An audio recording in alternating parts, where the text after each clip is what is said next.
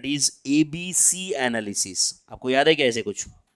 ABC analysis बहुत छोटा सा पार्ट है, बट अब यहाँ पे प्राइसिंग डिसीजन में उसका थोड़ा एक्सटेंडेड वर्जन आने वाला है जिसका नाम है पैरेटो एनालिसिस। इसका क्या नाम है?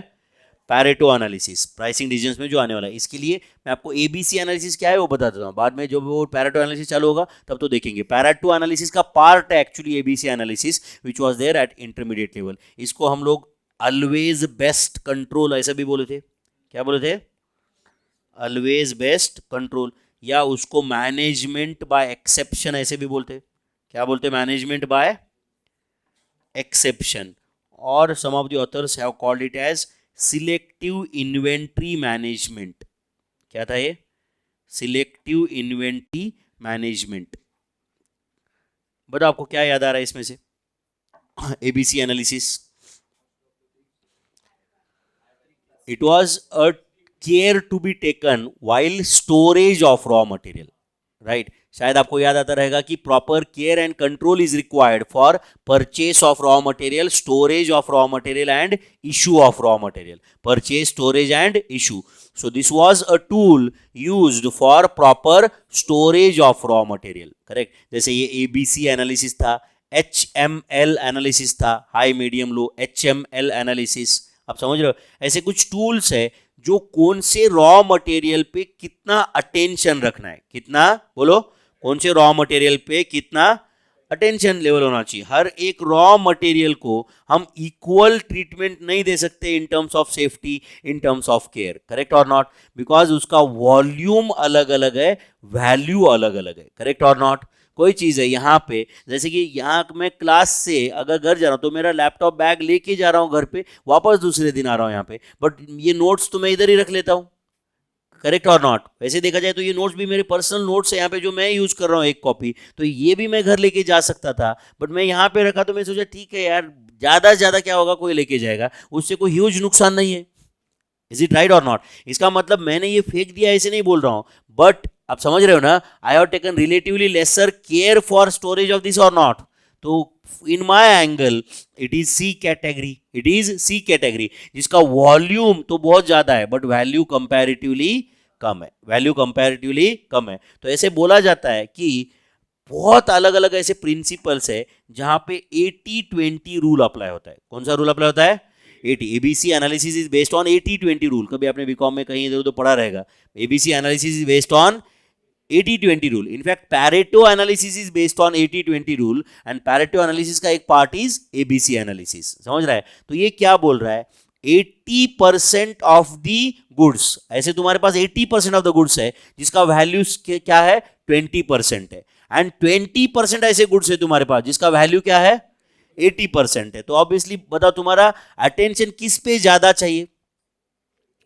दोज, बोलो, 20% ऑफ द गुड्स जिसका वैल्यू 80% है, तो that is A category of goods, that is, बोलो, A कैटेगरी ऑफ गुड्स। समझ रहा है?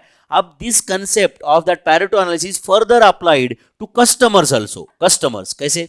अब समझो मेरे 100 कस्टमर्स है, तो उसमें से 20% of the customers only contribute 80% to my profitability, and 80% of the customer contribute 20% to my profitability. तो अल्टीमेटली मेरा प्राइम फोकस किस पे चाहिए?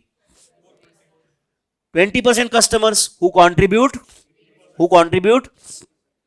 80% to profit. Yes or no? देखो, अगर तुम सब पे बहुत अच्छा अटेंशन रख सकते हो, ध्यान रख सकते हो, तो बहुत अच्छी बात है, बट डेफिनेटली जब तुम्हारे पास कुछ लिमिटेड रिसोर्सेस है तो आपने वो कहां पे यूज करना है, ये डिसीजन मेकिंग आ गया ना, करेक्ट और नॉट? प्रॉब्लम सॉल्व करना है कस्टमर के पास से, तो कौन से कस्टमर पे फोकस चाहिए? बिजनेस एंगल ले रहा हूं मैं यहाँ पे, इमोशनल एंगल छोड़ दो, समझ रहा है ना? बिजनेस एंगल लगाना है वहां पे, कौन से कस्टमर की प्रॉब्लम्स में पहले रिसॉल्व करूं? आप बोलो, वो 20% कस्टमर जो मेरे प्रॉफिट में 80% कॉन्ट्रीब्यूट करते हैं, करेक्ट और नॉट? एक समझो, एक मोबाइल कंपनी का कॉल सेंटर है, क्या है बोलो? कॉल सेंटर है, ध्यान दे रहे हो क्या? एंड समझो उसने 1 लाख कंप्लेंट्स आए टोटल। कितने कंप्लेंट्स आए? एंड 1 लाख कंप्लेंट में से, ध्यान दे रहे हो क्या आप? 1 लाख कंप्लेंट्स है, तो समझो 5 टाइप के कंप्लेंट्स ऐसे समझो, मैंने कंप्लेंट्स को डिवाइड कर दिया, 3G related complaint, mobile related complaint, SIM related complaint, ऐसे कुछ डिवाइड कर दिया मैंने। आप ध्यान दे रहे हो क्या?